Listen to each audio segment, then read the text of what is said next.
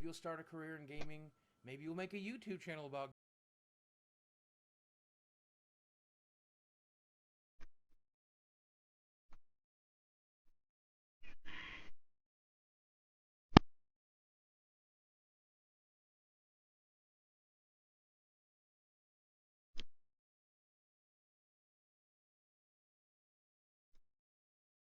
Talk to you soon. Bye-bye. I am watching Boogie 2988 videos though, so you're gonna have to listen to Boogie. What's up? What's up, ladies and gentlemen of YouTube? Boogie29.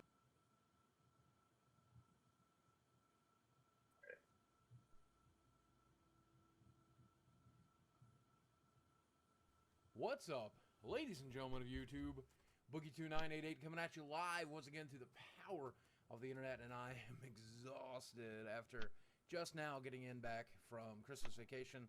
I took a shower, I put my wife into bed so she could start her early shift at work tomorrow, and now I'm starting my work shift for the night. Fortunately, tonight I'm going to keep it light. I'm going to keep it a short stream, and I'm going to record one of these rambling videos, which is my vlogging video, which I talk about life, the universe, and everything else around us. And I'm keeping it short tonight because my legs and my back and everything else is wrecked. Because traveling on me is hard at my old age. I remember when I was your age, I used to be able to run 150 miles every day. But now, these days, driving 20 miles is a streetcar ride. Get off my lawn. But I want to talk to you about a lot of stuff today. I want to talk to you about my top 10 video for the best video games of the year. I want to talk about my Christmas break. I want to talk about 2014. I want to talk about 2015. We're going to talk about all this stuff lightly because I think further videos on these topics are going to come. Big thing I want to talk about first is that top 10 games video. I forgot some pretty important games.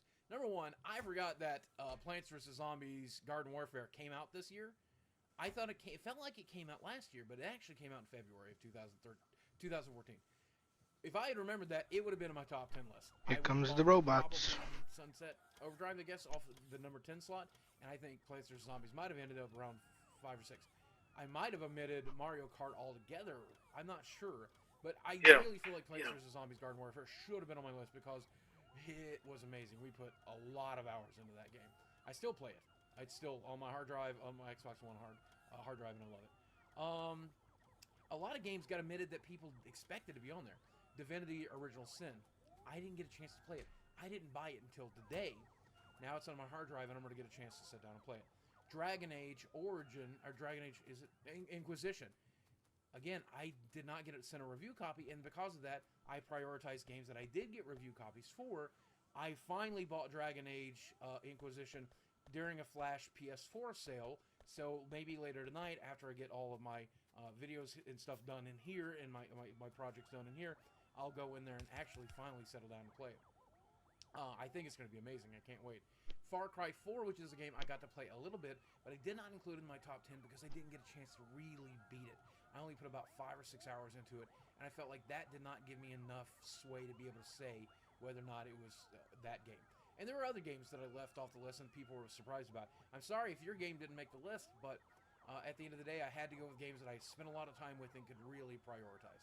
So I hope you guys understand. But a lot of the games that you guys suggested, I'm like, I forgot that game, or I need to go play that game. I'm going to go buy it right now. Speaking of games, Christmas is, as I said, very difficult for us. It's a really long drive up and a really long drive back. But it's so worth it because I have this huge extended family now. Growing up, I didn't have a lot of family members. And the family members we had, a lot of them didn't like me very much.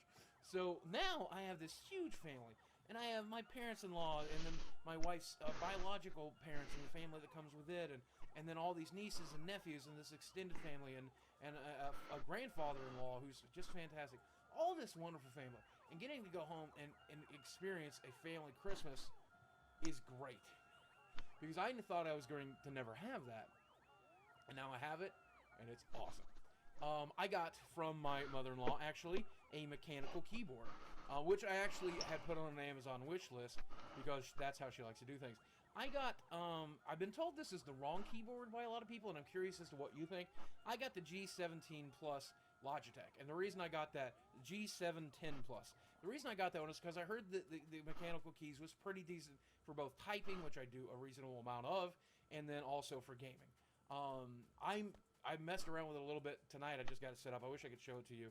I know they had some backlighting issues, but that seems to be resolved now. I've enjoyed it so far. Did I get the wrong one? If I did, let me know. I keep thinking maybe I'll trade it in for like a Razer one or something. I don't know. You tell me what I should do. But I'm liking this one so far. Remember, I do have 2 total stations in the house, so I can always get the other one for the other station. It was a great Christmas present. We gave, and it's not about what you get, it's what you give, right? That's what we say, and it's true. We gave the family, the immediate family, the parents-in-laws, my brother-in-law, and some of the nieces and nephews who all frequent the primary household there. We got them an Xbox One. Now, we wanted to bring them in to this generation of consoles, and a lot of you are mad at me right now. You're like, why an Xbox One? Because my mother-in-law loves her Roku. And so we decided to upgrade her from the Roku we got her last year to the Xbox One. Get her the media remote, right? Which does that. Then the kids can also play games on it. And so she's doing Netflix and she's doing the live TV pass-through. It's a water cooler. They designed it to be a water cooler. We also knew that Skype with the Kinect was going to be a really nice thing that both my wife and my mother-in-law would want to use. And we knew that she was really into exercise games, which I need to be into. Am I right? Because I'm overweight. But like Fantasia, if you haven't played that game, and if you have access to it, Xbox One Connect, you should. It is super fun. And me and my wife play it all the time. Not so much over during the Christmas rush here, but I'm sure we're going to ease right back into it because they just added a bunch of new songs, I think. And we love to play that game. And it's been a star of some of our parties. So I got my mother-in-law playing it. And it's funny because now, because she's on Xbox One and we're friends, I can see the games that she's playing or what she's using her Xbox One for. See? The NSA working for you right there. I can see what she's doing. That's a good way to know if they're using your Christmas gift. Stalk them online, right? But it's working. Other than that, if you don't follow me on social media, that's okay. But there is twitter.com/boogie298. I have 160,000 people following there. Facebook.com/boogie298. And so while I was on vacation, and you may not have noticed I was on vacation, but while I was on vacation, I uploaded all kinds of stuff, Christmas pictures and things along that lines. I wanted to put into this video some footage of the kids trying the Xbox One for the first time, because there's like 9 or 10 of them all like hovered around the Xbox One going, Xbox on! Xbox on! None of them obviously getting it to work. Xbox on! Xbox volume up! They didn't know what the hell they were doing. But it was hilarious. I don't have my camera, so I'm probably not going to put that footage in here. Maybe I will. Maybe I'm cutting it to it right now. But maybe not. Time will only tell. You may not have noticed that I was gone for Christmas vacation if you primarily just follow my YouTube stuff. And here's why. Because this year I decided, even though I was taking time off, I was going to have a video to upload every day. So I spent extra time last week before the vacation to film a video for every day. And I only missed one day, which was Christmas Day. I'm really proud of that. I stuck to my 5-day-a-week schedule, and I wanted to do that because I'm ambitious. I'm going to turn that Datsun into a Hyundai. I don't know. What is the line of that song by Kanye West? Do you even know what I'm talking about? Probably not. And that's okay, because I'm really tired, so I don't know what I'm talking about. The point that I'm making is, 2014, I tweeted, was the best year of my life. That's a loaded statement, because I got married in 2014. Oops. But I stand by it, because number one, I got to spend the entire year married to my wife. Number two, we celebrated our first anniversary, and it was super awesome. Secondly, we got to do all kinds of stuff we didn't get to do in 2013. We got to go to San Francisco. We got to go to LA. We got to go to all these different places. We got to go to VidCon, which I'm looking forward to this year's VidCon so much. 2014, I traveled and I met DDP, and I gained control of my eating disorder for the first time, truly, ever. And I ended up the year smaller than I did the year before. And I'm like super happy. And traveling was hard this time, but it was less hard than it's been before because I'm healthier and because I'm doing better. And I turned down snacks for the first Christmas ever, and I feel good, and I'm happy. And, of course, YouTube has been very successful. But on top of that, I started Twitch streaming. And Twitch streaming is now really successful. The month of December for Twitch for me was really, really amazing. And now I feel like it's time for a third project. So I think in 2015, of course, I'm going to focus on creating a YouTube video either 3 days a week or 5 days a week, depending. I'm still going to Twitch stream either 3 days a week or 5 days a week, depending. But I think I'm going to start pushing highlights from my streams onto the gameplay channel, which if you don't know, I'm going to link in the description box below if you want to see my old work, which I haven't updated in a year. But it was maybe 2 years, now that I think about it. But it was a youtube.com/Boogie Plays. I want to get that thing going this year. And I talked to somebody when I was in the Game Awards, YouTube representative. He's like, Boogie, you ever think about doing a dedicated game channel? I'm like, well, I don't know what I'd have to offer. Well, in 2015, I want to find out. Now, that's not my New Year's resolution. You're wondering, now, Boogie, what about your weight? What about your weight? We're going to have a conversation about that. And it's probably going to be a video for itself, and that's probably going to be shared on social media. It's going to be on the Weight Loss channel, too. And it'll probably be a big vlog, all kinds of stuff. We're going to talk about it before the New Year's up. And I'm also going to show you some New Year's stuff, like a highlight reel for New Year's Eve. So I got some stuff for you. I'm ambitious, baby. I'm going to turn that Datsun into a Hyundai, into a, I don't know what the line. The song is Gold Digger, if you know. Good buggers. I heard it on the radio on her. Anyway, that's pretty much it. I think I got everything out of the way. The games I missed off the list. So your little dude. Christmas vacation, New Year's, plans for the new year. Little dude's right here. So that leads me to my favorite part. In the description box below, in the comment box below, But I've got all this shit fucking built all over the place. Tell me what you're planning to do for 2015. I want to hear what your New Year. Oil's down here, mining operations right here. Maybe it's what you want to accomplish in the new year. Here's my power grid way the fuck over here. New year or any variation there. It's all solar powered. All the way to the end of this 11-minute video. I'm in the process of redoing my smelting operation. About stuff. And listen to me ramble incessantly. Alright guys, I love you very much. Thanks as always for watching. And I'll speak with you soon. Maybe the next rambling vlog will be in the new year. So I'll see you next year. Bye. Ooh, I clicked the wrong button. Oh god, can I even fix this? Oh!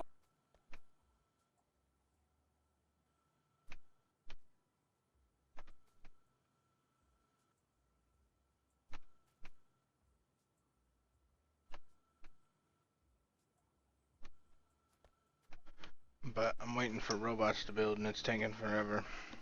But I need lots and lots of robots, so I'm not gonna cancel it.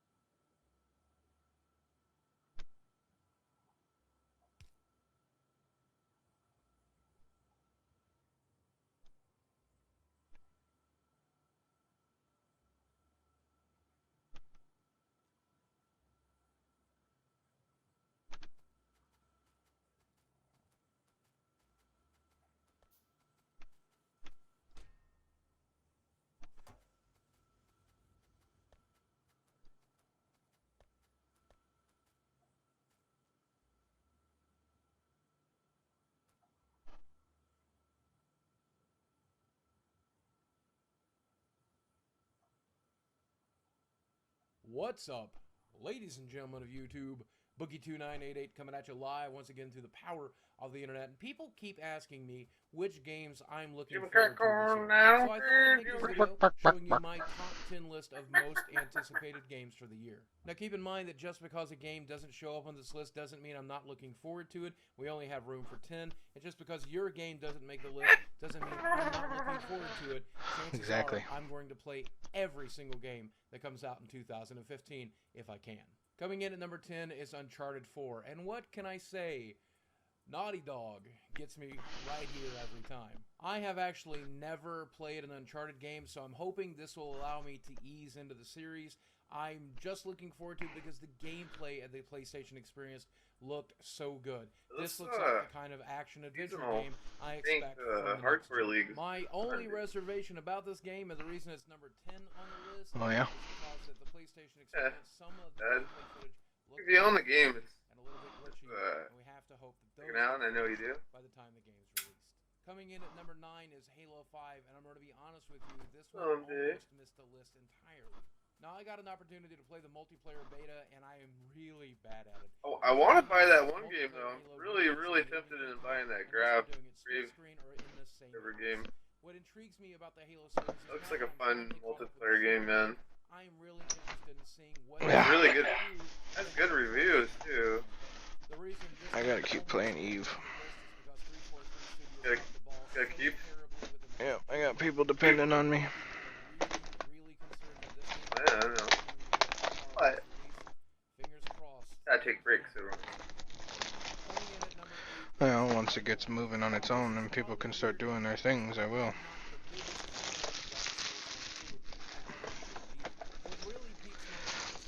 But I gotta have members in the corporation for the people to be able to do their own things.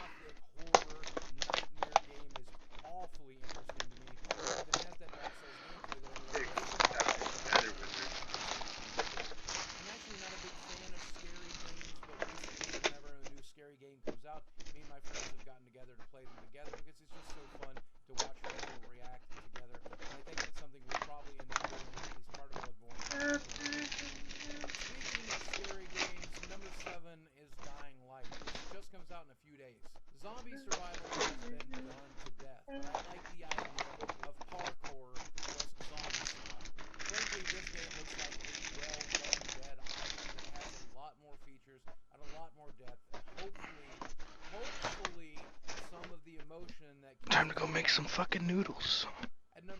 Oh yeah, make this coffee while you're at it, brother. Hey. Hey. Hey kid. I make you play, you make me coffee. Bill. The idea of a third-person steampunk shooter killing werewolves is just something I've never played before. Coming in at number 5 is a game we've all waited for quite a while, and that's Star Wars Battlefront. If you've played Star Wars Battlefront, there's nothing left to say. You know why this game made the list. If you've never played it, this should be a in fact, the only reason this game is not high on the list is because we don't know whether or not EA is going to treat it with the honor and glory that it deserves, or whether or not it's going to get some sort of Battlefield 4 treatment. If that happens, at number 4 is another game that's due out this month, and that is The Witcher 3. Now, I did not play Witcher 1 and 2. Instead, I watched other people play them, but I think they are absolutely fantastic games, and I can't wait to finally settle down into the Witcher universe. One of the things I'm most excited about from this game, though, is the art. These guys are not afraid to make the PC version shine compared to the console version, so this is probably going to be one of the best-looking PC games to be released in all of 2015. At number 3, being developed once again by the folks over at Rocksteady, we have Batman Arkham Knight. Now, Origins was definitely a letdown, but the 2 games developed by Rocksteady were pretty damned good. And if you have seen the trailers for this one looks dark and brooding and awesome. Now, since this one is being developed for current-gen consoles, you never know whether or not they're going to get it right, but fingers crossed, and Rocksteady has a hell of a track record, so let's hope they can hold it together. My second most anticipated game of 2015 is No Man's Sky, and before you start screaming at me in the comments, let me explain why. I have no idea if this game's going to be any good. I have no remote clue, okay? I have no idea whether or not they are going to be able to deliver on the incredible promises they have made. I'm saying this is my most anticipated list, and I am really excited to find out whether or not this game could possibly live up to the hype. We're talking about procedurally generated space and planet exploration, and that may end up being terribly boring, it might be terribly exciting, or it might be somewhere in between, but if this delivers even on a fraction of the things they promised, it's going to be a hell of an interesting game, and that's why I'm anticipating. And finally, at number 1 of my childhood wishes coming true, the new Legend of Zelda for Wii. Ever since I was a little kid playing the NES version of Legend of Zelda, I have wanted this game. I wanted a larger, more beautiful world to explore. And as I watched technology advance, and I played games like Daggerfall and Morrowind and Skyrim, I thought to myself, why can't they do that for Legend of Zelda? And now they finally have!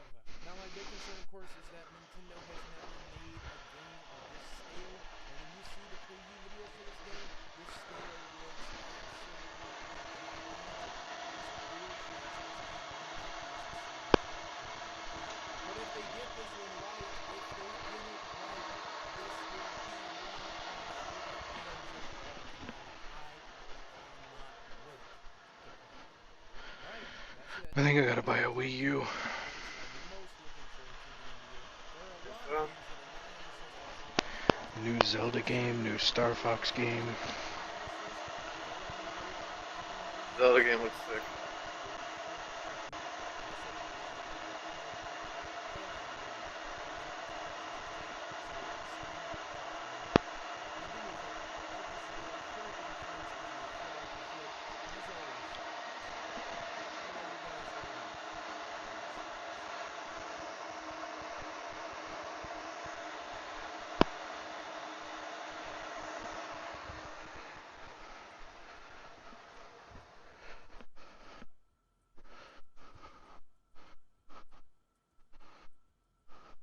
Hey guys, Boogie here, and a lot of people have asked me to bring back my Wii Gaming, my weekly gaming show. The problem is, I simply wasn't able to keep it completely. Sometimes there was a lot of big ones and make big videos, and not enough small ones to make the content get out. Alright? So, what I've decided to do is bring this back sporadically when there's a new handful of games that I want to talk about, and I'm not ready to fill the video, and that's what I'd like to do here. So sit back and enjoy. I think you'll get a lot from it. So let's start off with the crazy big news of the week. Game Over Greggy, Greg Miller, and crew over at Most of the Content that makes all the really fun stuff to watch, has decided to quit and strike out on their own. Rather than relying on IGN to fund their projects, they are now going to rely on you and me via Twitch, via YouTube, via Patreon donations, and other means to help fund their content. Because instead of working for IGN, they'd rather work for us. And that's kind of crazy because we on the internet can be a little crazy every day. Now here's the thing, whether you love or hate Greg Miller and his crew and the content they produce, this is very significant. Because today these guys have decided it's better to strike out on their own, go to work for you and me rather than IGN, which has been a flagship staple website in gaming for almost as long as many of us can remember. And that's a sign of the times, and I think that's awesome. So, to Game Over Greggy and his crew, best of luck. If you ever need anything, let me know, and it's high time I showed up on the podcast. Now, here's a stroke of really good news. Do you remember the PlayStation Now service, the one in which you could rent games and have them streamed through the cloud to your PlayStation 4, or really any Sony device? You could rent games for $3.99, $4.99, $20. Well, that entire system has finally been overhauled due to consumer demand. And the guys at PlayStation announced that starting on January 13th, you'll be able to subscribe to PlayStation Now for $19.99 a month, or $45, I think, for every 3 months, and play over 100 different PlayStation 3 games, unlimited amounts, as much as you want, forever and ever on there. Now, $19 is still a lot of cash every month, considering some of the games-like services you see on Amazon and whatnot. But this is a much better system, and I think a lot more people are going to decide to give it a shot. Now, this is another awesome example of how consumer demand can change a business, a product, or a service. Because not enough people were interested in renting games at those high prices, they adjusted the entire system and gave us exactly what we wanted. So that's a reminder to you, the consumer, that you have all the power. If you choose to vote with your wallets, the products can change to the product you want to buy. Now, this Xbox One news is actually really interesting. You remember last year they started shipping Xbox Ones without Kinect, and they promised some of the power of the Xbox One that was reserved for Kinect would be made available for programmers to make better games and make those games look better. Well, we have some details on that now. Both the PlayStation 4 and the Xbox One have 8 cores. Now, 2 of the cores in both of the systems previously had been dedicated to software, background stuff, running the OS, and things along that lines. they've actually made it so that the Xbox One now uses 7 of its 8 cores dedicated to gameplay, or at least made available to the programmers so that they can make the games look even better and shore up the graphical difference between the PlayStation 4 and the Xbox One by a margin. Now, if you're a fan of Kinect, don't worry, it doesn't look like Xbox has abandoned it altogether. In fact, quite the contrary. Today they announced they put together a top secret team, and while they can't tell us exactly what that team is going to be doing, they are probably going to be working on something Kinect related, or at least that's the current rumor. Speaking of good things to come, it looks like Sling Television is coming to the Xbox One, and for $20 a month you will be able to subscribe to a variety of streaming television cable channels directly through the internet to your Xbox One, and presumably eventually to other devices as well. Now this is really exciting for me because we cut the cable cord a long time ago, and I do miss live television from time to time. The fact that live television can eventually be making it to these devices is exciting for me, and I hope that you find it exciting too. Because I know a lot of Fuck, these robots need to hurry up and build. And a lot of you are going to grow up. No, bro. I'm telling them to. I'm like, yo, Bill. They're just not listening, bro. I mean, I suppose I could cancel it, but fuck that. 18 million copies of the PC game alone, making it the best-selling PC game of all time, overselling the second place by 4 million copies. Tell him, man. And I hope that shuts up all those people that say PC gamers only pirate their games. Well, that's all the gaming news that caught my fancy this week. Let me know if I missed anything, and let me know in the description box below how I'm doing. If you like this, we'll make more. As always, thanks for watching.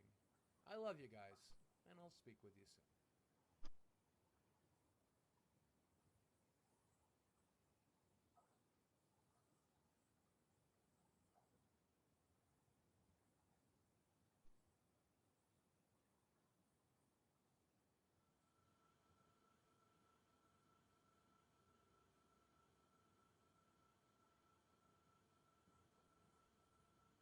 Hey guys, what's up? It's me, Francis, and I'm making another video of people at Nintendo. I don't even know why I'm out there doing it, because they don't even pay any attention, you know?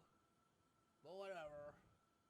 This is about your new 3DS. I'm a big fan of Nintendo. I own 3DS. In fact, I have 2 of your 3DSs. You know, you can stream past each other, you know, at nighttime. They kiss or whatever, you know? I don't know. I really like it. I carry it with me everywhere I go. It's got a pedometer in it, and I get up to 100 steps in a day, and I get a play coin. I use play coin to play my games. It's pretty cool, you know. I like it. I got all your games, you know. But today, you guys announced the new 3DS, or the new 3DS LL. There we go. I just canceled them. That upsets me a little bit. I want to tell you why. Because you made a bunch of changes to the device. Okay, the first one I think is a really good change. A real good change. 3D. Okay, right now if you get the 3D. And you move your head, it's blurry, right? But the new one doesn't have that problem, which is important because it's a handheld, right? You're playing it, it's a handheld. You're going to move your head because it's a fucking handheld game. If the game's any good, you're going to be moving around. You know, it's boring. Well, what are you playing like this? With your head in one place. You know, I don't know. And then you put like a C-stick here, right here, like a second controller stick, and like a little tiny, like a little, like a man in the boat, you can leg it or rub it or whatever. And then there's a couple buttons back here too. And then I put a faster processor in it and everything. And the problem with all these changes, they're good changes and I look forward to them, but it kind of means you have to buy the new one. Which kind of sucks because you sold 35 million of these fucking things. And now you gotta sell 35 million more. And I know what you're thinking, oh Francis, you don't have to buy it. Yes I do, because the new games, they already announced the port of Chronoplate is only going to work on the new 3DS. It won't work on these. Now that makes this an old piece of shit. That's fucking stupid. Are you kidding me? I have to buy it. I have to buy it. You put new buttons on it. You put a stick on it. You put a faster processor. Of course I have to buy the fucking thing. Of course I have to. God damn it. I've had this thing for a year and it's already obsolete. Let me go follow this straight, okay? 2011, you announced the 3DS, okay? 2012, the 3DS XL. 2013, the 2DS. Now 2014, no wonder you call it the 3DS. You have to buy 3 of the fucking things. God damn it!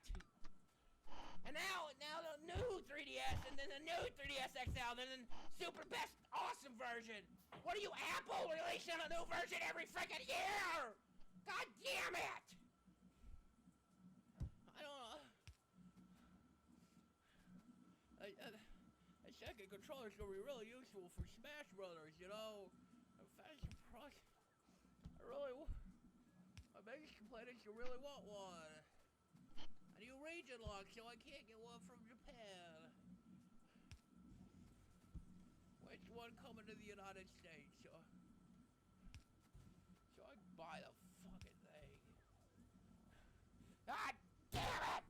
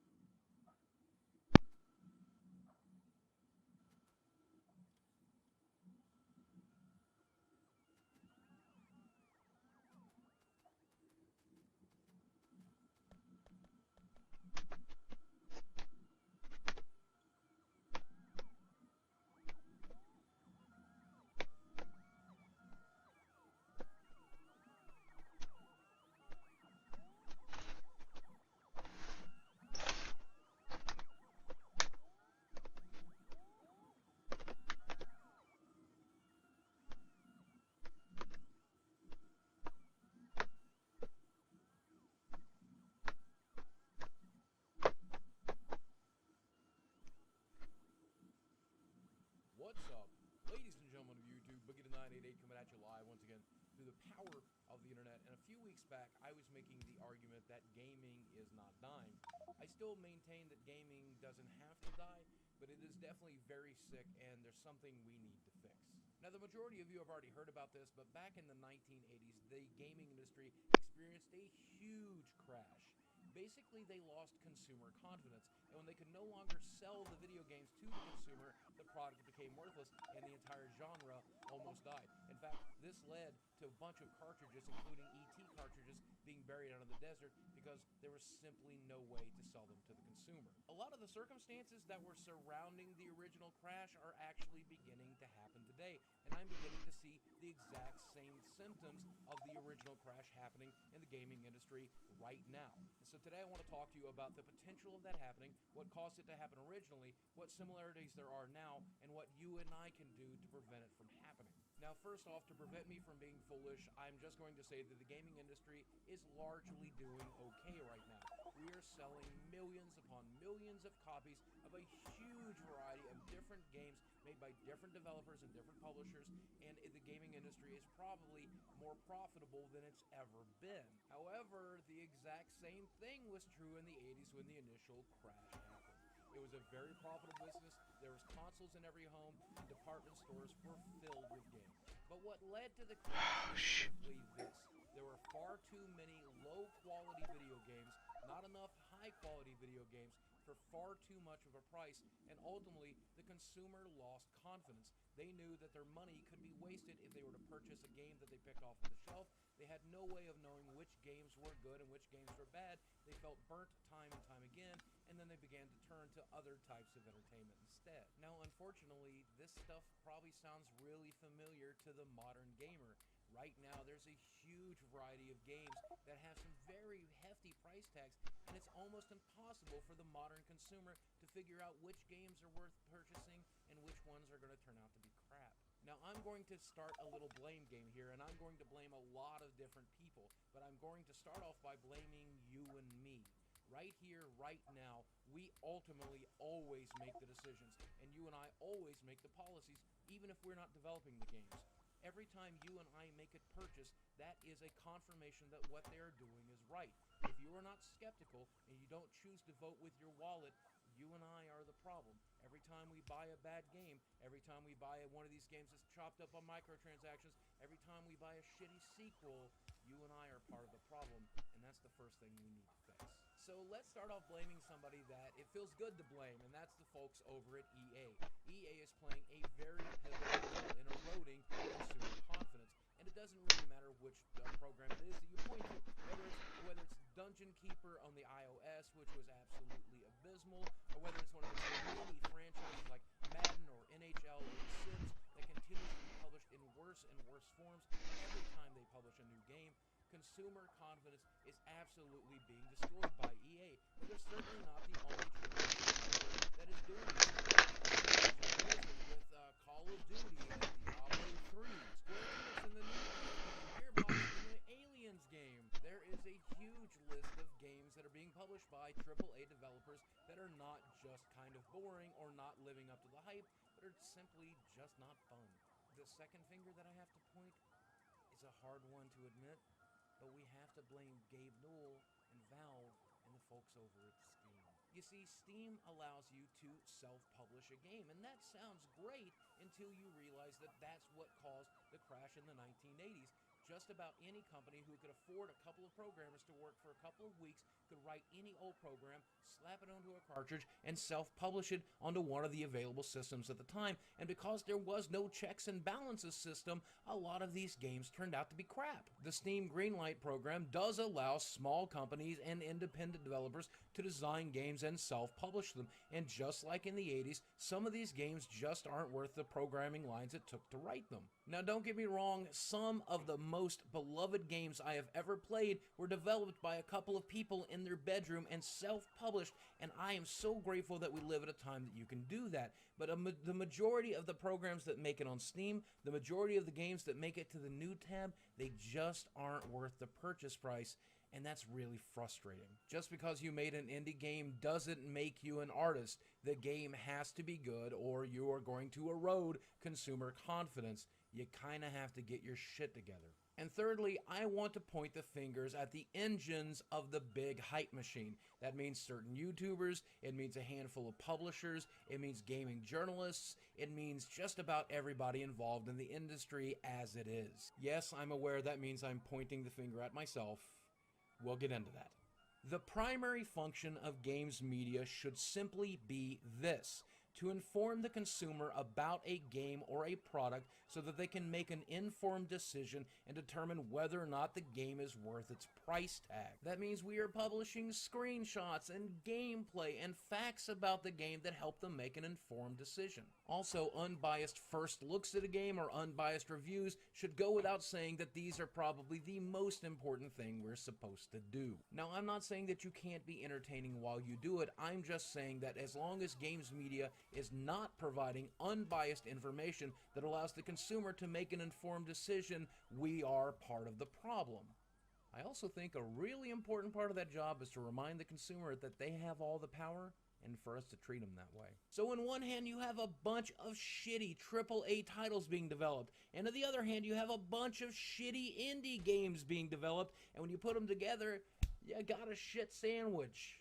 On top of that, the people who are here in games media, whose job it is to help the consumer cut through the shitty games to find the good stuff, we're simply not doing good enough of a job. All of these elements are adding up to create a brand new game crash where we lose consumer confidence because they have no one to trust and they keep getting burnt over and over again.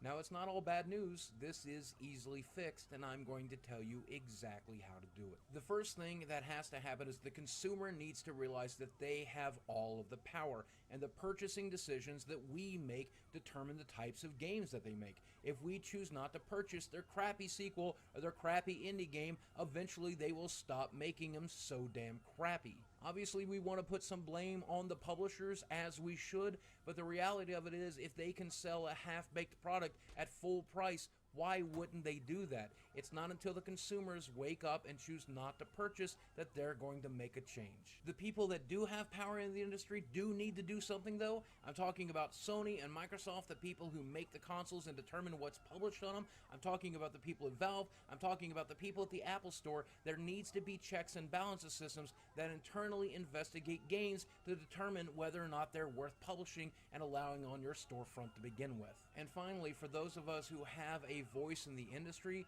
whether it's a YouTube channel or a blog or a Twitter feed or a giant gaming journal, at the end of the day, it is our job to take the hands of the consumers. There you go, Joe. Look at that shit. And make sure they find Robots are running. If we're not doing that, we're failing the entire industry. Now, I'll admit, this probably sounds fairly paranoid, and I hope that I'm wrong. But if we make these very positive changes, no harm. It's even happening, the dude. industry is only going to get better. So down here, I have these machines that are mining iron, and they're putting it on a conveyor belt, and that conveyor belt's taking it up here, and it's dropping it off in these chests.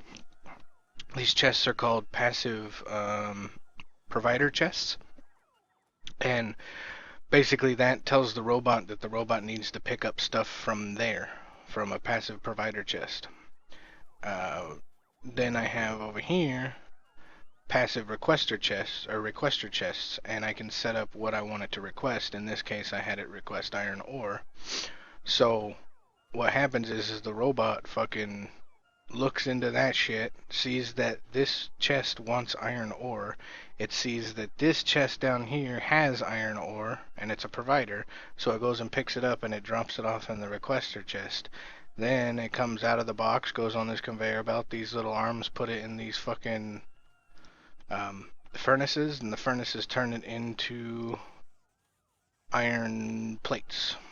And then I'll be setting it up so those iron plates go into these passive provider chests, and I'll have it set up so those fucking will get pulled out by robots and go to a different area. So yeah. That's what I'm saying. Like, it's all fucking addicting as shit. This is the future. This is what Earth's gonna look like in like 100 years. We got a bunch of robots running around like this. Think about it, it's scary. It's true. I hope so. You fucking with Terminator, fucking apocalyptic lover. That's right.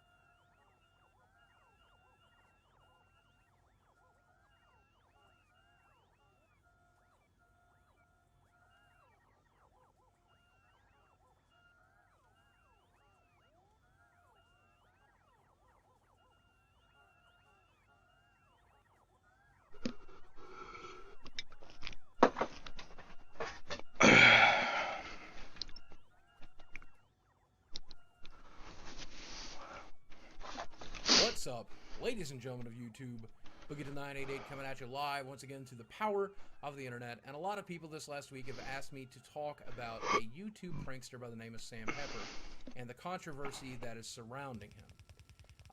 I didn't really want to throw any stones at a fellow YouTuber because I've made my mistakes, and this seems like a big mistake about that YouTuber. He just seemed to have made a big mistake. And I feel like this is an opportunity to talk about something that's really important to me, and I think should be really important to you and other YouTubers as well.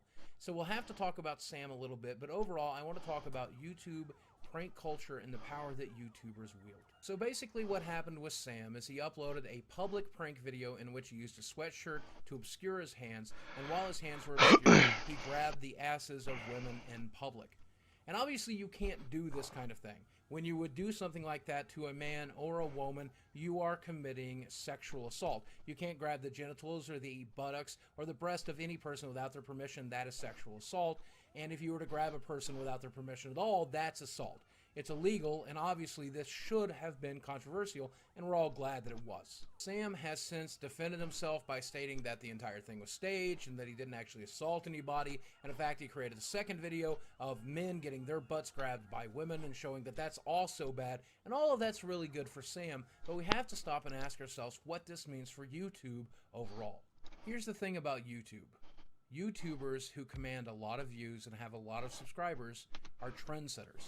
You've got PewDiePie, who made Flappy Bird famous. You've got the Ice Bucket Challenge, which was made famous by a variety of different celebrities. You have all kinds of different scenarios that prove that whatever you put on your YouTube channel is going to be emulated, it's going to be respected, it's going to be shared, and it's going to be loved. It's the Spider-Man movies that say, with great power comes great responsibility. And whether you're willing to admit it or not, a YouTube channel that commands millions of views has great power. And they need to be very responsible with the type of content that they produce. The problem I have with what Sam did is the same problem I have with a lot of prank culture here on YouTube. Some of the pranks are good-spirited, and some of the pranks are just kind of neutral, but some of the pranks are really creepy, really weird, and in some cases even very harmful. Now, a very large number of these harmful pranks are staged, but just like reality television, not knowing that is part of the charm, and you can bet your bottom dollar they're never going to tell you that. So when you don't tell your audience that these harmful pranks are staged, they'll emulate them naturally. They'll just do it. So when you smash a milk jug in a grocery store, some douchebag out there is going to do the same thing. And when you sexually assault women, whether it's staged or not, some douchebag out there is going to assault a woman thinking that you think it's okay, and maybe even thinking he'll get YouTube famous doing it. So knowing that people watch your videos and knowing that these people are going to believe that it's real, why do something harmful? Why not do something at least neutral, or perhaps even do something positive and uplifting? Sam has created some very uplifting videos, and I love the ones he's created. A lot of YouTube pranksters also create this kind of content. In fact, I'd like to give a shout out to one of my favorite content producers on YouTube, Greg Benson of Mediocre Films, and I'm going to list his channel down below just so you can get a really good idea of what the opposite of all this negativity can really be about. And by the way, speaking of who you choose to watch on YouTube, you have all the power. The viewer has all of the power. And when you watch those negative kinds of videos, you are endorsing that kind of behavior as much as the person that created it. And when you choose not to watch that stuff, you're sending a very clear message that you don't endorse it, you don't like it, and they should try making something positive instead. Look, I know this can come across as a little bit hypocritical because I'm not perfect, and I've made a lot of mistakes. But I try to put a little positivity into the world every day as a YouTuber. And I think that's important as a YouTuber to do. In fact, I think it's important for each and every one of us. We have the choice with every interaction we have in a day whether or not to put something positive or something negative into the world. And some days we're going to accidentally put out something negative, or we're just not going to be able to put out anything positive. But when we choose to put positive things into the world, then there's more positivity in the world for us to get back. And that makes the world awesome. And that's all I'm asking anybody to do. Anybody watching this, anybody who watches my content, anybody who watches YouTube in general, and especially the people making it. So if I could talk directly to Sam, this is what I'd say. Sam, you fucked up, buddy. You put something really negative into the world and people hate it. And you know how you make up for it? By putting something really positive into the world instead. And I really hope that you choose to do so. I hope that everybody chooses to do so. All right. And that's it. Sam and everybody else, I love you guys very much. Thanks for listening. And I'll talk with you soon.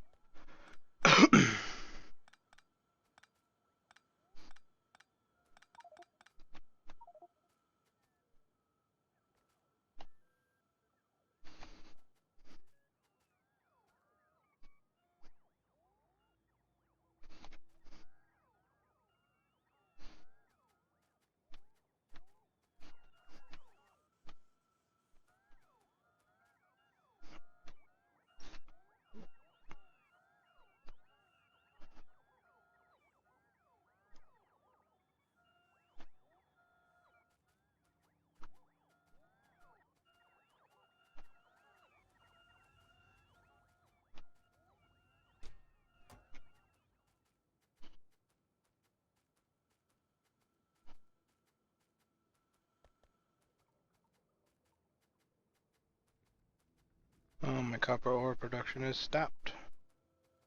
That's not good.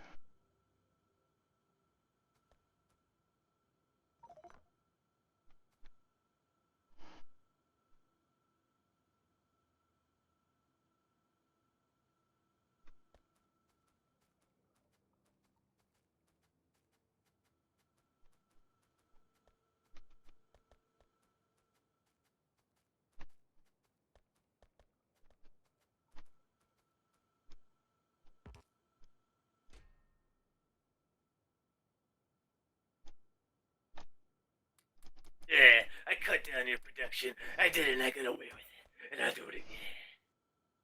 Jesus, dude. I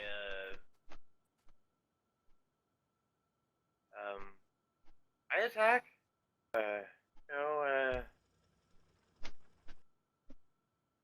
yeah. You know, it Not very happens. nice. Not very nice at all.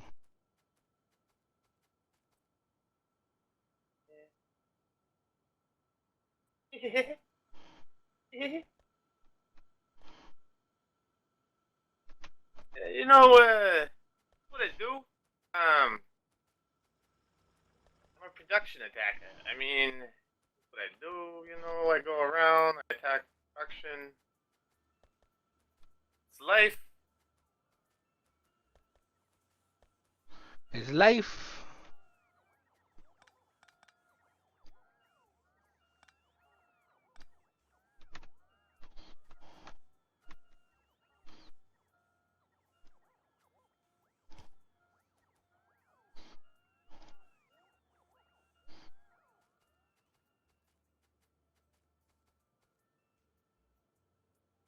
My guy looks like a green booger, and I transmogged all his gear, so he's like wearing like level 1 shit, so he just looks so fucking sad, dude.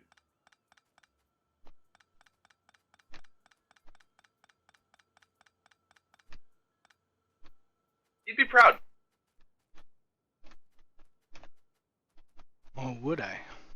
Yeah, I'm drinking coffee now. What do you think about that, Jimmy? What do you think about me drinking coffee? Where's mine? I emailed it. yeah, I emailed it.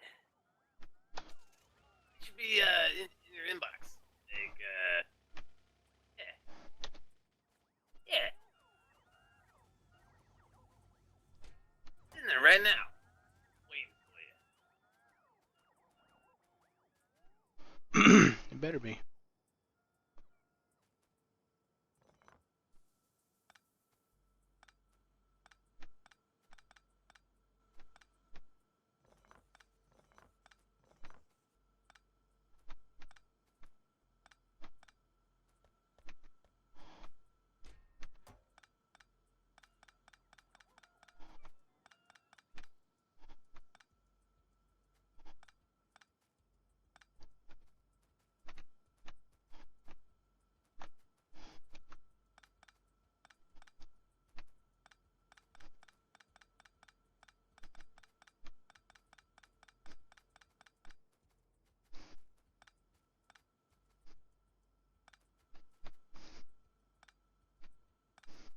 Alright, I'm doing a master riff, dude, solo.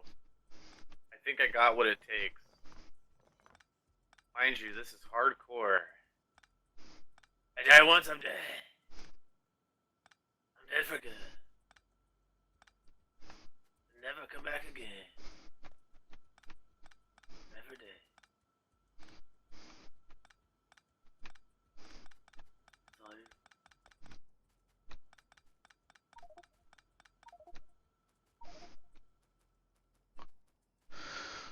Oh, fuck.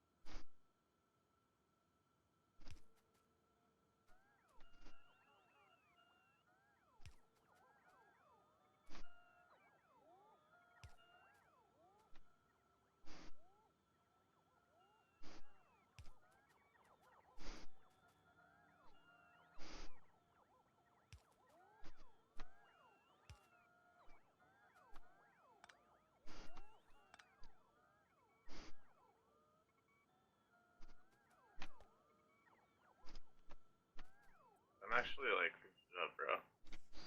What? I'm actually like fucking shit up right now, bro. I was kind of scared actually going in here because like by myself. I'm like smashing.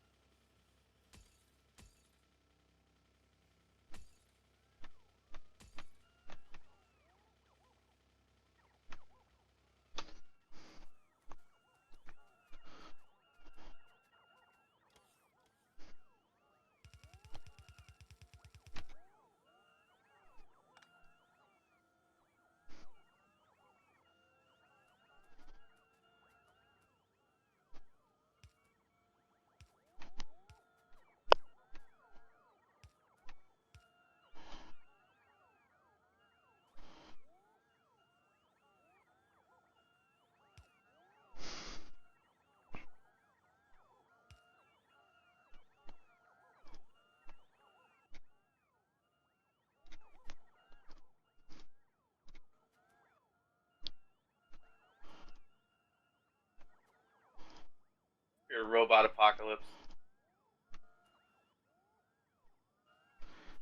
Hey man, it's awesome. It does actually kind of remind me of um, like the ending of Matrix, like little drones running around back and forth like that. That kind of shit.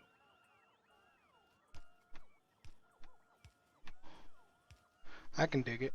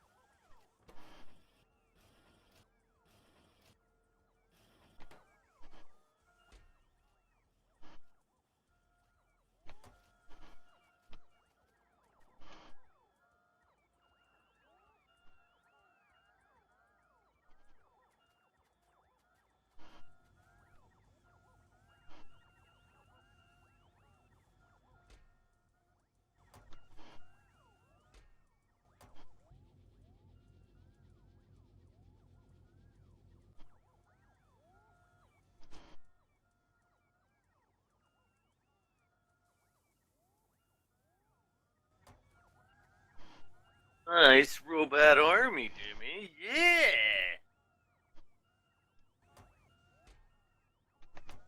Hey, don't patronize me.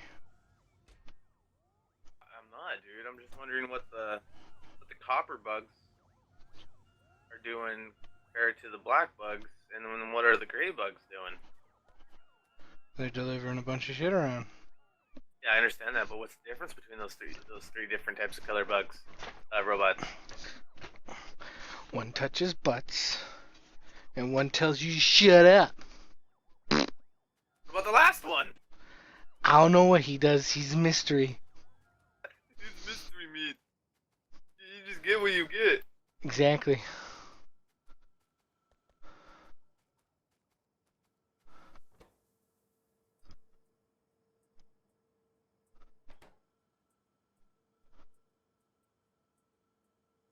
Like we don't ask why squirrels like nuts. No, squirrels just are nuts.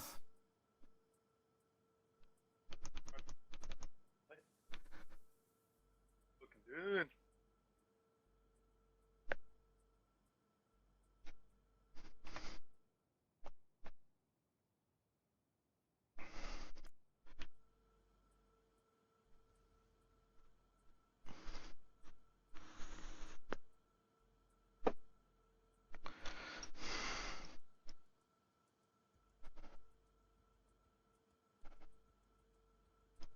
What's up, ladies and gentlemen of YouTube? Boogie2988 coming at you live once again through the power of the internet. And chances are by now you have heard that it's absolutely What'd you say to me?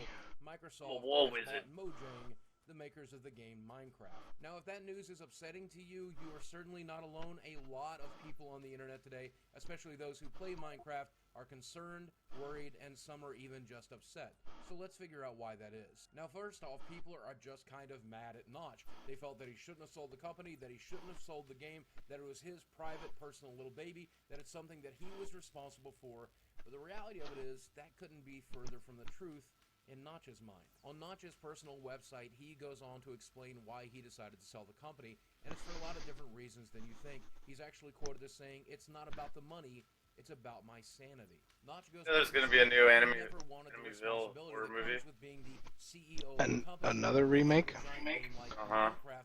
He simply just wants to be a nerdy computer programmer who likes to tweet his opinions on Twitter. And like when you thought that shit should just stay dead. You get a lot of hate, you get a lot of harassment, and you have to deal with a lot of bullshit. He clearly is not cut out for that. He clearly doesn't want it in his life. And if he saw the opportunity to step out of the limelight while also getting a $2.5 billion payday... Yeah, they always just remake horror movies, man, because they can't think of anything else. This is the American dream. It's every indie developer And dream. they're trying to Create cater to the something old with a generation small and watch company the of other friends one, and then that the kids, world loves so much, that they happens. can sell So it for you get like billions. families together You because all should it's be like, so oh, they One threw of the the shit out of biggest me back in concerns the day. is The that kids are like, Microsoft ah, you're has a fucking, history of buying yeah. up companies like Go this see. and then completely forgetting to do anything with the intellectual then property scared, of that they course. got in the purchase. No. Enemyville horror, Great shit. Rest in peace, little buddy. Then again, Microsoft... Man, the original movies weren't even that good. I don't know what the fuck's going on here. Games. Plus, when you spend $2.5 billion on a bad, company dude. that really only has one intellectual property... I think the only thing that was really scary for me, And that leads to the maybe biggest concern of all. What are they going to do with Minecraft now that they have it? A lot of PlayStation and PC players are afraid that their version of the game won't continue to get updates. Yeah, I don't know either. All the things that they can currently do with it. But the Not reality much. of it is, I think Microsoft knows... The only reason why it they was cannot scary is because I was produce really a young. parity I between the seen Xbox that. versions of the game and Yeah. every other version. People who run their own Yeah, servers that's and scary. the people that play on them Scary are factor very to it. concerned that their future is going to be changed, and that seems like a legitimate concern. We have no idea how Microsoft is going to approach modding, how they're going to approach the new EULA, how they're going to approach the existing community, and that stuff is pretty scary. A lot of people at Microsoft seem to have a mindset of monetizing everything and trying to squeeze out every red cent. We've seen this in the latest Xbox games, we've seen this in the Xbox Store, we've seen this in Microsoft Windows 8, and ultimately, people are afraid that mentality is going to take over the existing Minecraft. Now, if you played on a private server, chances are you're used to microtransactions, and not much is going to change except the money is going to be going into different pockets. If the folks in Microsoft have any sense whatsoever, they will leave well enough alone. They'll leave the structure in the system in place exactly as it is. They'll continue to produce skins and new stuff that they can sell as DLC, and that should tide them over until Minecraft 2. Yes, I'm almost entirely certain. Minecraft 2 Electric Boogaloo. Yep, Minecraft 2. Available in October of 2016. Is the name Minecraft? Xbox One, YouTube, Yeah, and spend Minecraft's $9 are, on a stack of they're gonna make a Minecraft 2 The Electric reality of it Boogaloo. is, I think there's no reason to give up hope I don't even know what that Minecraft means, cannot dude. continue to produce good things. Not only will Minecraft 2, if it ever comes out, It's owned by actually Microsoft, dude. It's not inevitable. suck. But the reality of it is they Oh, can but use what's the Hulu iconic or whatever the hell you games just and said? awesome stuff. Skins on your Xbox. It might even come free, Uh, the original version of Hulu? Minecraft, right next to Or Solitaire, what the hell did and you right say, next dude? to Minesweeper on the next version of Windows. What the fuck did you just say to me? You're confusing me. You're using these big weird stuff. Ultimately, there's no Minecraft 2 Electric Boogaloo. these types of Electric acquisitions Boogaloo. happen Okay, all what the time. fuck does that mean, Yes, there dude? is real I don't know. potential for Microsoft to screw Yeah, them up, okay, so but I think we have to they hold just out threw hope that they fucking won't. random bullshit at the end of it to make it cool? Games of our generation will go on to continue. Hold on, That- hold on. All right. I'll talk with you soon. Love you guys.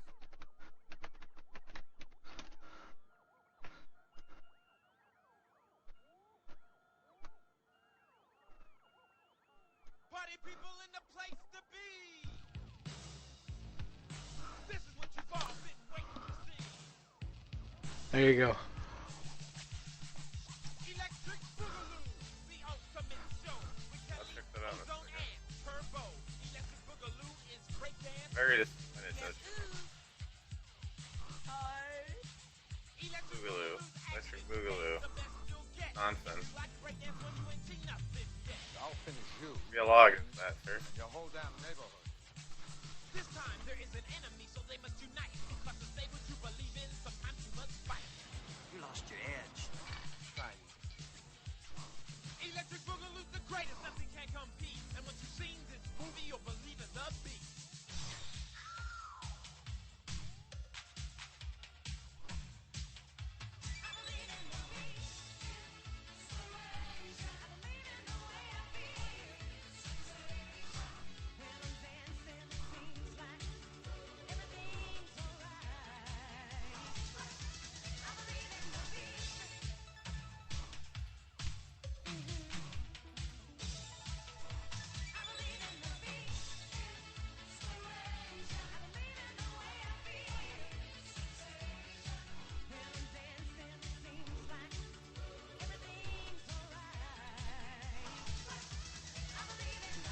So don't miss it.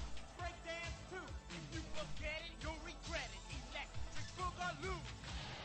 A Golden Globus production.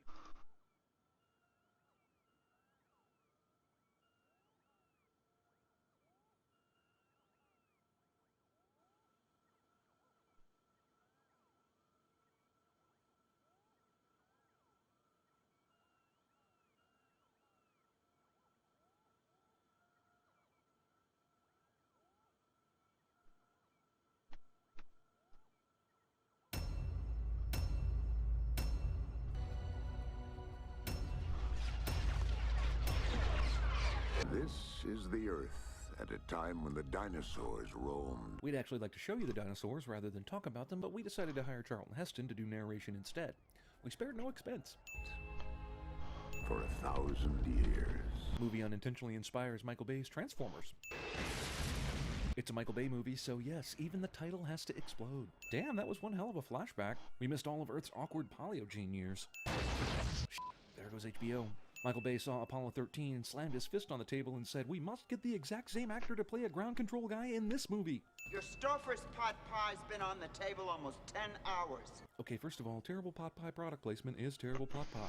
Second of all, you waited 10 fucking hours before giving him shit about this? Okay, so this here is the Brooklyn Bridge, and these are the Twin Towers behind it, which means this sun is definitely setting and not rising, even though every other shot in this scene suggests it's early morning. It took 5 credited writers, including Tony Gilroy and J.J. Abrams, to bring a plot to the big screen that can be summed up in 3 words or less. Haha, remember in 1998 when people thought Godzilla was going to be huge competition? Man, was Godzilla wrong. Also, this represents Michael Bay's feelings about Roland Emmerich. It must be hard hating your twin. If I wasn't a Christian, I'd be throwing your fat, pineapple eating ass through the window. That's racist. Asteroids, also racist. I can see why I spent so much time destroying them on my Atari 2600. Movie makes you think it's killed one black comic and quickly introduces another one to restore the balance. Unlikely. Saddam Hussein is bombing us! What dates the movie more? The Saddam Hussein reference or casting the star of Hangin' with Mr. Cooper? 82% of the asteroid's targets are iconic landmarks. Irony. Michael Bay humanizes this exploding building with this great shot of humans dying. Director inserts himself into the movie like an unwanted penis inserting itself into your least favorite orifice. ZZ Top means we're about to be introduced to a bunch of ragtag individuals who are a little rough around the edges, but damn it, are they good at their jobs. Everyone waiting while one guy runs and finally bursts into the room with some kind of information cliche. Guy who doesn't want his daughter sleeping around keeps her on a remote oil rig full of horny men. We interrupt this hilarious father-daughter-boyfriend relationship movie to bring you Armageddon. This is illegal, man. That's correct. The movie wants to suggest Harry is just f***ing with AJ and is missing him on purpose, but how the f*** do you miss on purpose from 20 yards away with a spray from a f***ing shotgun? Back in 1974. Movie thinks it can cast vegetable lasagna from Seinfeld without me noticing. And you know what? Movie is wrong. Michael Bay watched Apollo 13 again and his fist on the table and said we need to get that same actor to play some science guy in this movie. We got 18 days. That's 431 hours, 15 minutes, and 18 seconds. I sure am glad he converted that into hours. That makes it sound like so much less time. First time I got my period. Leave it to Michael Bay to stage this conversation on a loud oil rig so Grace has to shout these lines and make the movie even louder.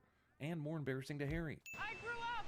We interrupt Liv Tyler's burgeoning adulthood to bring you Armageddon. We bring in the world's best deep core driller. Because it's easier for drillers to learn how to astronaut than it would be for astronauts to learn how to drill. Somebody could get killed out here today. Kinda like when you blast a shotgun on an oil rig. You're fired. Guy gets fired just before an important job where they'll need him, and he will get a second chance to win back the trust of his boss and bang the boss's daughter with his blessing cliche. And I swear to God, she never told me her age. More pedophile humor from Michael Bay, the man who knows what America wants. In case you confused it for Houston, Maine. Now, if it's a Pacific Ocean impact, which we think it will be, it'll create a tidal wave 3 miles high. So you're saying it'll make a deep impact? Basically the worst parts of the Bible. So we'd also be experiencing that section where all those dudes begat other dudes who begat other dudes? My design. NASA was thankfully already using this guy's design for their Mars drill. You know, After looking at your little piece right there, Is it a it science seems or that art? it's not do optimal. this, I'm going to want to take my own. You can medicine. definitely We just enhance criticize them for trying to use it being guys with more only 8 months of drilling optimal by, experience. you know, You can get making your drillers maybe some physically of ready the to go into space in 2 weeks. dispensaries a little Drilling's closer. hard. Astronautins for pussies.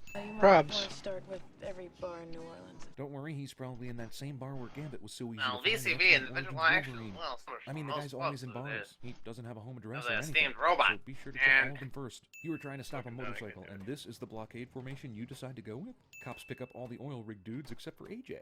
For that guy, we gotta send Harry himself out to pick him up. Because it's not like time is of the essence or anything.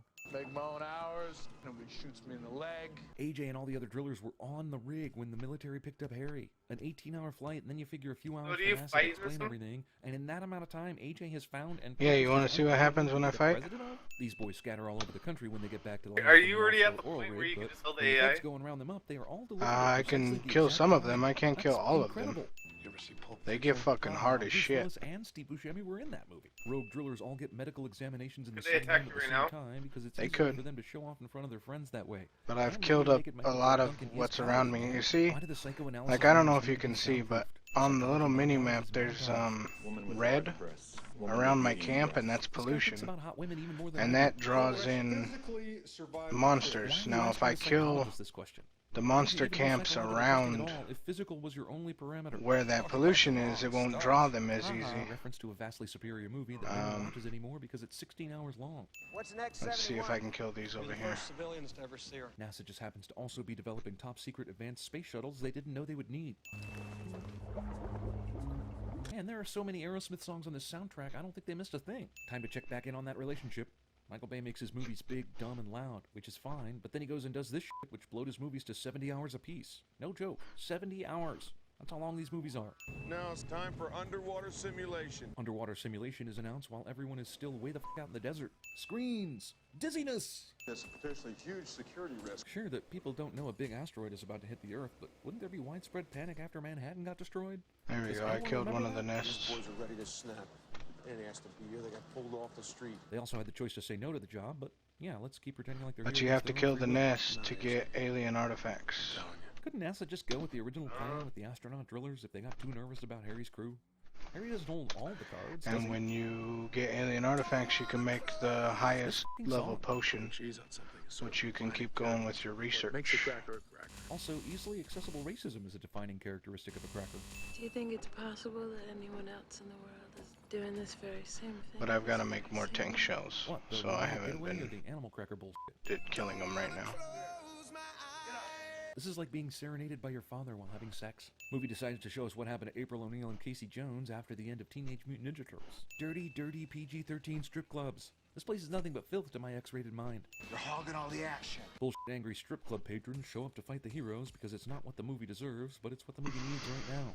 It's coming in at 30,000 miles an hour. Movie randomly inserts another asteroid into the picture when there's a lull in the action. The death of 50,000 people in Shanghai yesterday has rattled... Movie has completely glossed over the destruction of Manhattan earlier. Or have they completely gotten over getting destroyed by the meteor shower a week ago?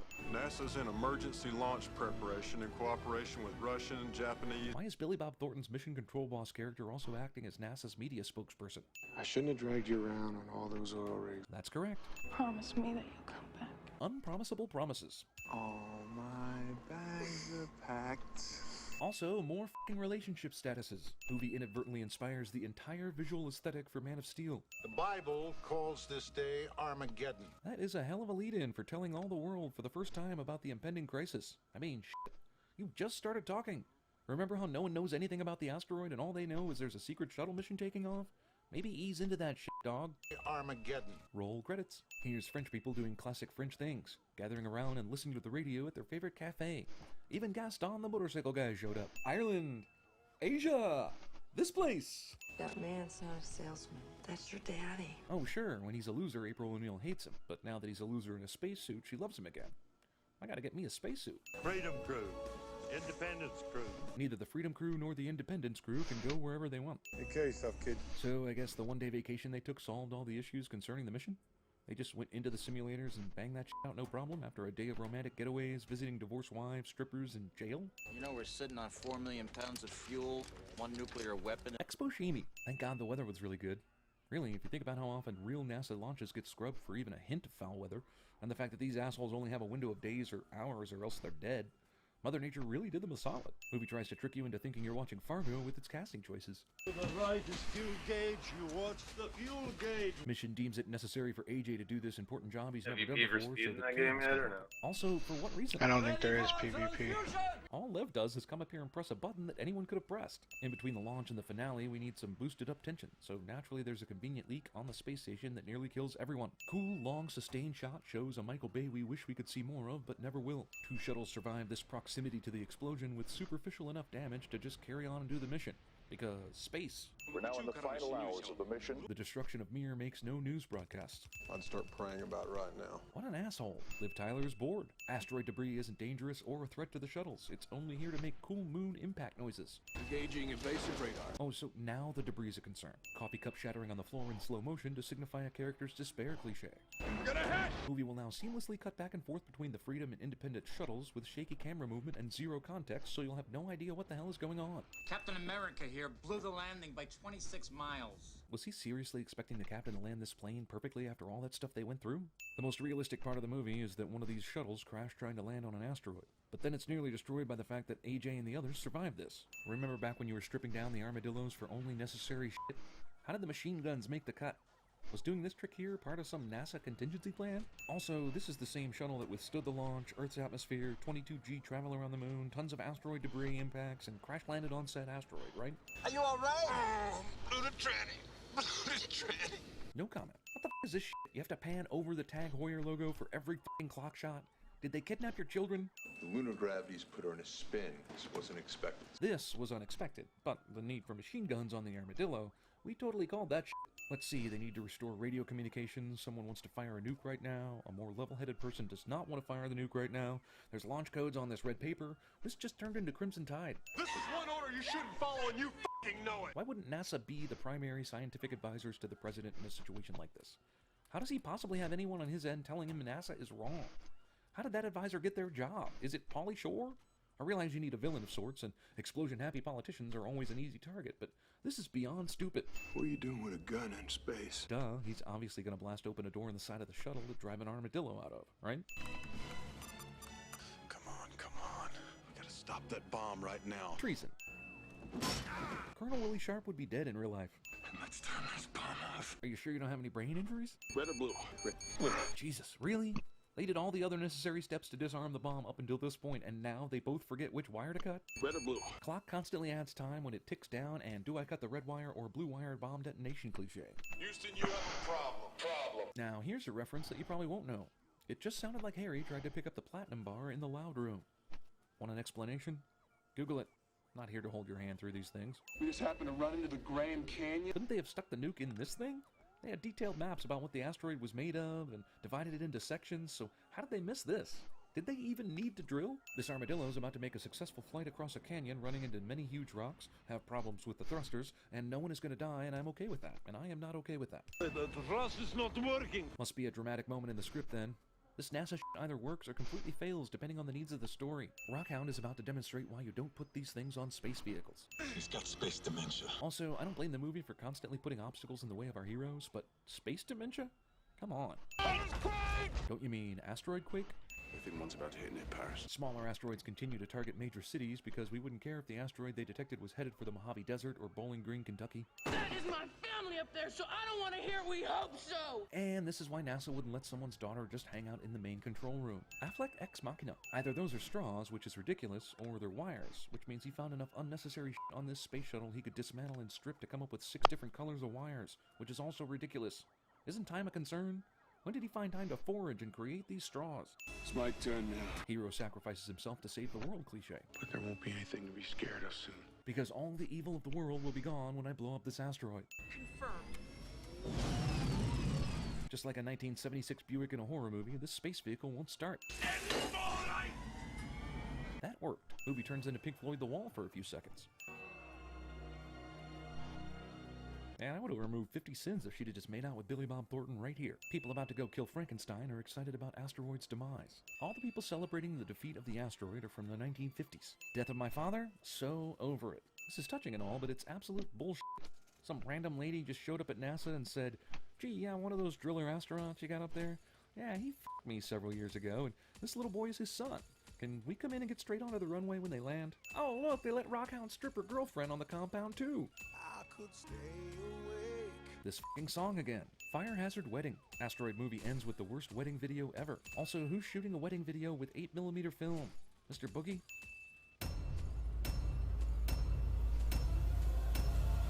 Okay, so the scariest environment imaginable. Thanks. That's all you gotta say. Scariest environment imaginable.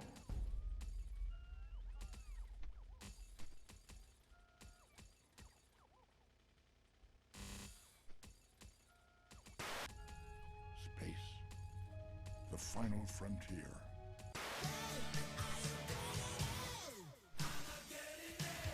What I want out of each and every one of you is a hard target search of every gas station, residence, warehouse, farmhouse, hen house, outhouse, and doghouse in that area.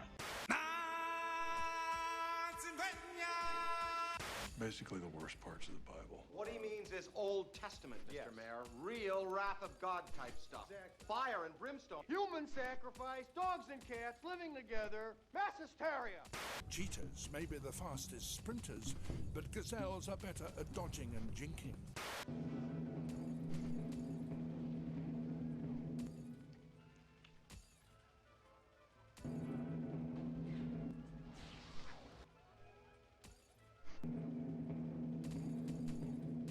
Max would like you to bring back 8-track tapes. This is the brass ring. Now you can think bigger thoughts.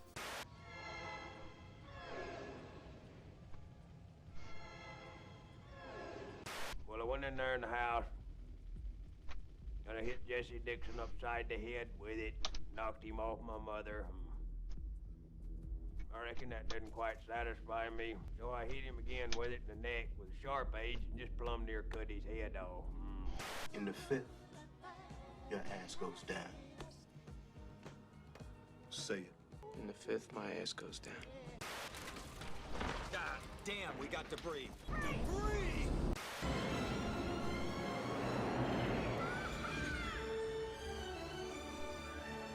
Listen, man, I'm starting to get a bad feeling up here.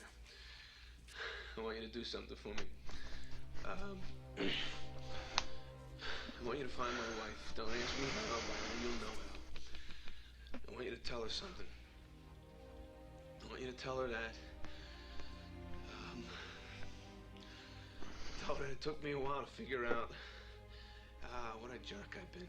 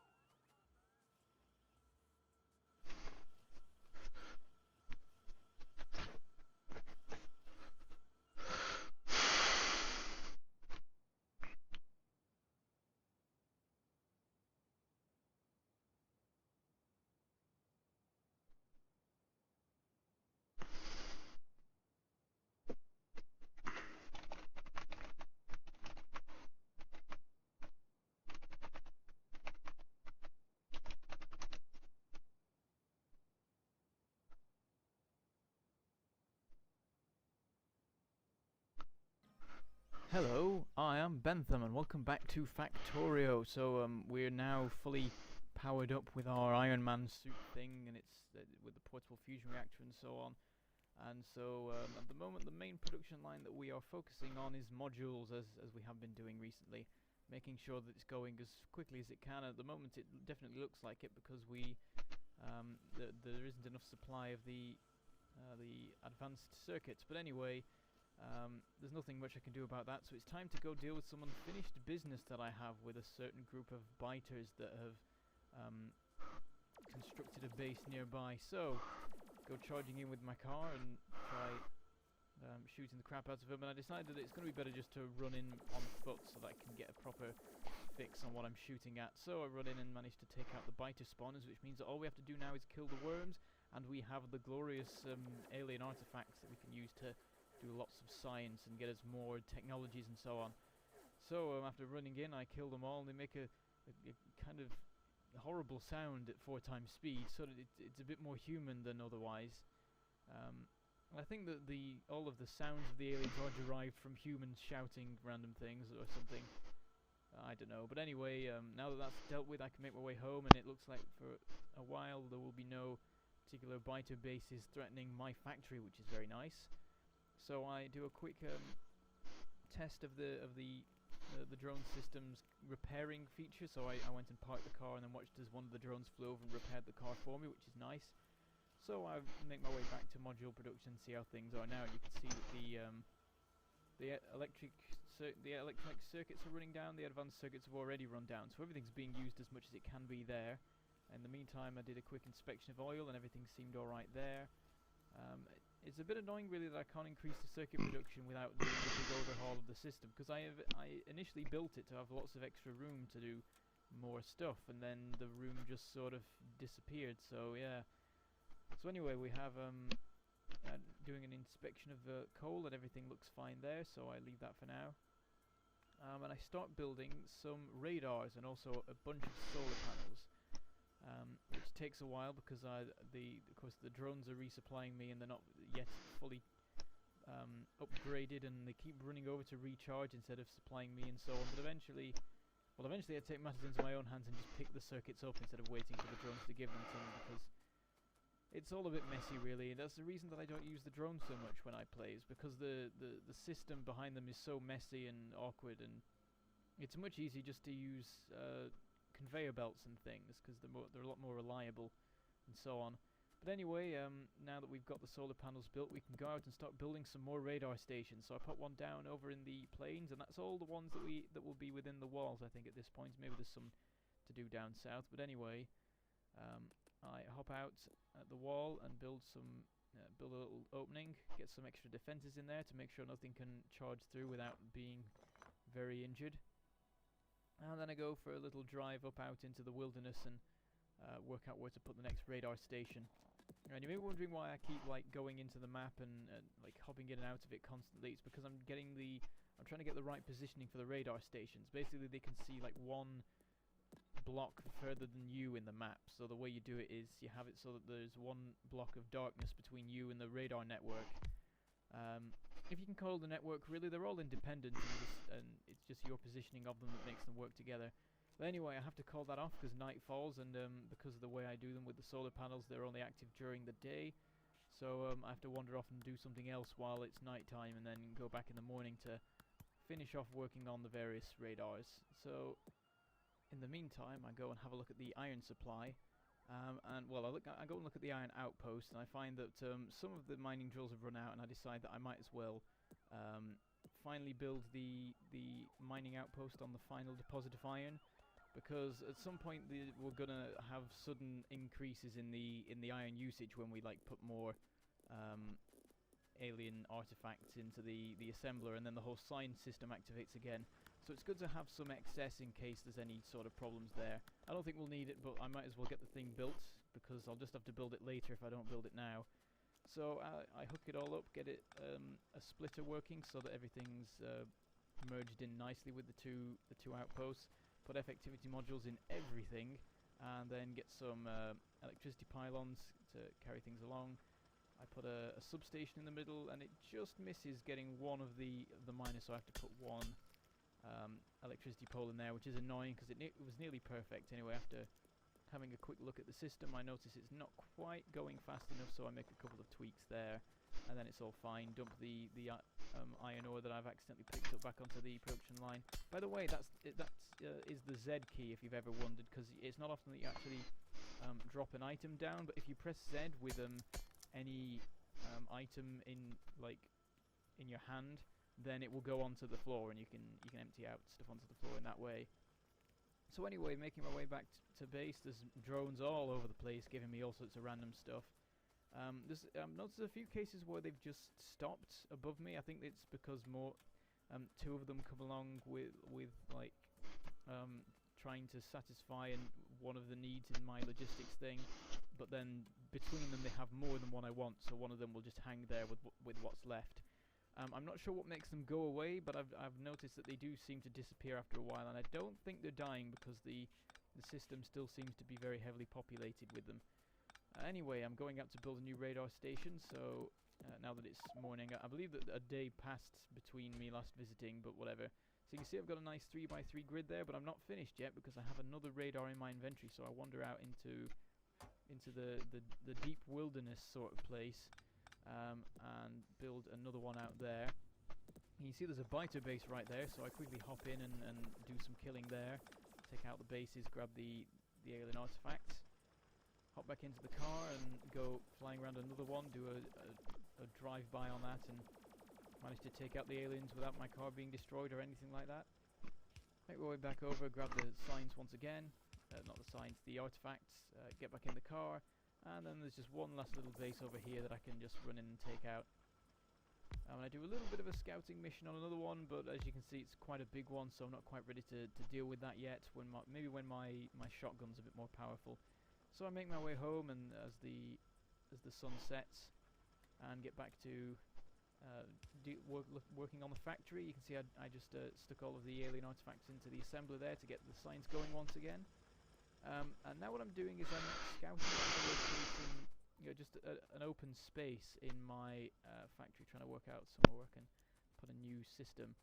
So I find this spot, just decide to take out the electricity poles, and then the entire module system shuts down. So I get a bunch of big pylons and stick them all over the place, just so that half of the electricity poles are redundant. But then I take it out, and the whole system still breaks. So I stick a bunch around the engine production to make sure there's some proper connections. And then this time it doesn't all explode. Well, it doesn't all die when I try and connect something up. So you can see what I've done is I've put a couple of assemblers down. I decide to move them along a bit, and what they're doing is making combat drones. These particular ones are the Defender drones, I think, or something like that. The reason I've got 3 of them is because I'm not going to be using the Defender drones, I'm going to be using something that uses them. So I hook them up to this assembly line that I have here, and conveniently there's a way to get cogs straight onto it off a chest, which I was worried I would have to use drones for that, but I don't, as it turns out. But what I will need to use drones for is this bit here, where I hook up some armor-piercing ammo. So you can see I set up a chest there, and the drones start delivering that, and then the I see your robots guffing over there. Machines. And so they're you can't guff. Defender drones. So I start setting robots are full of guff, bro. Here, which is 2, and then you can see that will go to 1. So what the 2 are doing is making distractor drones, which use Defender drones, plus some other things, it's like circuits or something like that. You'll see in a moment, because I set up 2 new requester chests, and set those up to request advanced circuits. That's what they use, so some advanced circuits on there, and then some inserters, putting those in, so they will turn the Defender drones into distractor drones, and then they will be turned into destroyer drones. However, I don't actually have the technology yet for destroyer drones, so I've just set up the infrastructure for that now, and then I'll finish all that off later on. And in the meantime, wander on back over to the modules, sort out things there, and we've just got a bunch of level 2 effectivity modules, because the level 2 speed and productivity modules have finally filled out. And go to sleep. What? I'm up all day. I'm up all day now. And once I'll be using. Wait, what? I'm up all day. Putting them all over the Oh, you're not gonna go to sleep? That's done. They will build to 50, and too late now. Neither am I. I'm gonna make coffee here in half an hour and stay up all day. Barely be using any materials except for doing science. I have to fix my schedule, and I have to call fucking Vanguard in the morning. Systems, see how things are going there. Made a couple of tweaks to what chemical plants were on and off. And then I wandered back on down to the car, because I'm going to go on a little mission. However, I suddenly and randomly decided that I just want to check the power system first. I'm not sure why I did it, but when I checked, I found that we were actually having some power problems. The accumulators were not being filled up until the moment the sun started to set, pretty much, so that's a bit concerning. So I abandoned whatever the mission that I was going to go on was, and after doing a quick random check of the production line, no idea. I think I was just seeing why we were suddenly low on power. Anyway, I wander over to the. You can see I'm disconnecting a bunch of them. The reason is I'm sort of trimming it around the edges to make it a lot neater. And what I'm going to do with these solar panels, plus a few more that I've crafted, is I'm going to wander over into the middle of the plains and build myself a new solar field. So we'll have 2 different solar fields powering everything, which is always good, because if one goes down for whatever reason, the other is still connected usually. I mean, if the other's not connected as well, it means something has gone horribly wrong. And at the end of the day, we've always got that steam engine back in the base. So anyway, you can see I've set up 5 squares of it there, and then I've made my way back home. And later on I'll check the power system, see how things are there. It's likely that we're going to need to make some additions, because of course the sign system has barely been on recently. So we need to make sure that when the sign system is on, that the entire system can still actually function. Anyway, I've added some more burner inserters and chests to the coal loading system. That is sort of pointless, but I'm doing it anyway. There's people who well, not that many people, like people have asked me why the hell is that there, and I'm not really sure anymore. Once it was to clear space, but now my factory just kind of went in either direction and doesn't use and hasn't expanded that way anymore. But anyway, I do a quick check of the power system and things are looking a bit better, so it looks like I can leave it for now, but later on I'll probably make some more additions to the solar field. So anyway, I grabbed some more of the level 2 effectivity modules, quick check of the oil system again, because at the moment the levels of the different fractions are jumping about all over the place and it's sort of difficult to keep track. But anyway, you can see I'm putting all these effectivity modules into the smelters, and the reason for this is that it will give them their full energy efficiency potential, so they'll be using 20% of the normal energy they would be expected to use, which will be lovely. And hopefully we'll be able to do that to everything that only has 2 module slots eventually, and then we'll have much better levels of power usage. And also we won't need to add so many solar panels to the system. If we weren't using effectivity modules, the need for solar panels would be insane. But anyway, I've hopped in the car and driven on down to the south wall, and after making a new opening, I hopped my way out, managed to crash into the wall as I leave, and then suddenly aliens attack, so I sort of panic a bit and use the wall to help me, and then I try and repair my car and they charge at me again, and basically I misjudged my distance from the base and ended up being a bit too close, so I was annoying the aliens. But anyway, it's not too much of a problem with this base, because we're so near the wall that I can use the wall to actually kill the aliens for me, so I can just run in, quickly take out 2 of the of their spawners, and then run along the wall as they chase me, so that all my guns can deal with them. And then we've just got some worms with their weirdly human noises that they make, and then I can make my way back home. So of course first I do a bit of repair work on the wall, make sure all the guns are fully supplied, and some of them have actually run out of a lot of ammo. I think there was a couple that were down to like one clip or whatever, because of all the use I'd got out of it. But anyway, I get all that stuff fixed up there and make my way back home. I'm crashing into trees as I go, as usual. I forget about my repairing system, end up repairing my car just as the robot arrives, but whatever. And then we get an attack on the south wall in the corner, which is really annoying, so I'm going to have to go down there again at some point and find out why that's happening. There's probably some new base that's appeared that I'm going to have to deal with, and hopefully it's not a big one. They always seem to have worms in them these days. There used to not be worms around the bases, and I could just run in and take out the spawners and it'd be fine. But anyway, I've got a bunch more of the level 2 effectivity modules, so I can carry on fitting them into all of the smelters, and I find that there is only 1 smelter remaining that doesn't have them now, so after waiting for it to be crafted, I grab it, make my way back, and finally swap it out. So now the entire copper smelting system is as efficient as it can be in terms of power, so that's brilliant.